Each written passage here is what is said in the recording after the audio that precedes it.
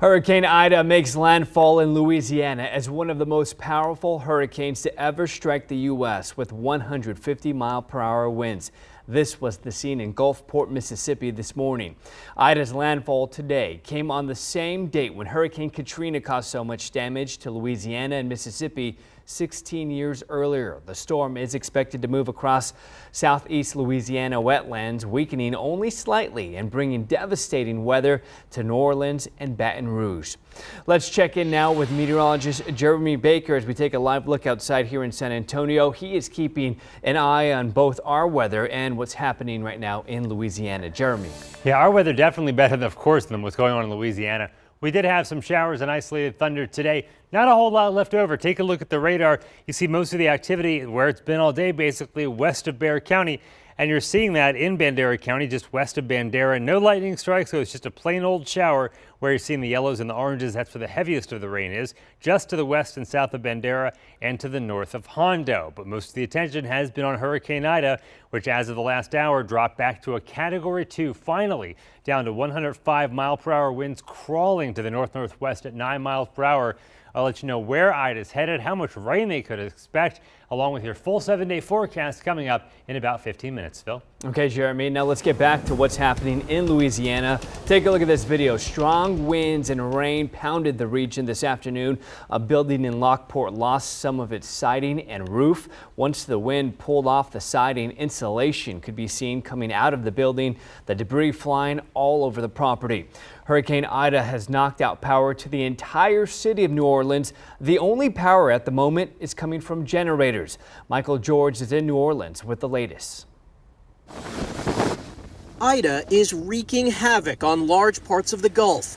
The extremely dangerous hurricane made landfall in Louisiana Sunday as a Category 4 and kept on going. As predicted by the National Weather Service, this is one of the strongest storms to make landfall here in modern times. The monster storm is dumping torrential rains, causing flash flooding and generating winds strong enough to take the side off this building in Lockport, Louisiana. This is Ida as seen from space. Down here on Earth, it's knocked out power for hundreds of thousands, and the storm surge could be life-threatening. President Biden visited FEMA headquarters in Washington as the agency prepared to dispatch emergency services and supplies. This is going to be a devastating hurricane, a life-threatening storm.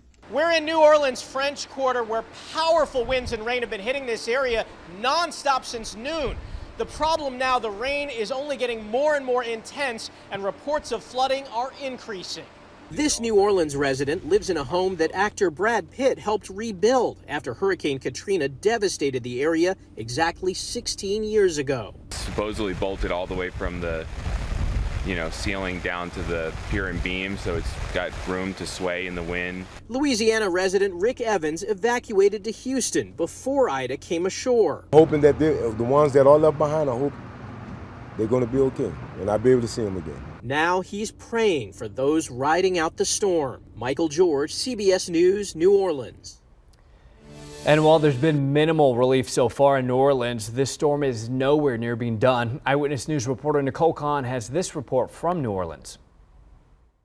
Ida has arrived and she is in no hurry to leave. This, in fact, is just the beginning, even though New Orleans has been seeing wind and rain for hours. The winds are expected to get up to 80 miles an hour in a few hours, and you can see it's already strong. The rain blowing sideways at times, gusts of wind that you can barely stand up against. That means the storm is stalling, meaning that New Orleans is in for a much longer haul and more of the same. Emergency workers are asking people not to go outside to inspect the damage that has been done, for their safety to wait till after the storm. And because this storm is going to be so much longer, they're going to have a much longer wait. The governor of Louisiana asking for a presidential major disaster declaration because he says Ida is one of the strongest storms he has ever seen.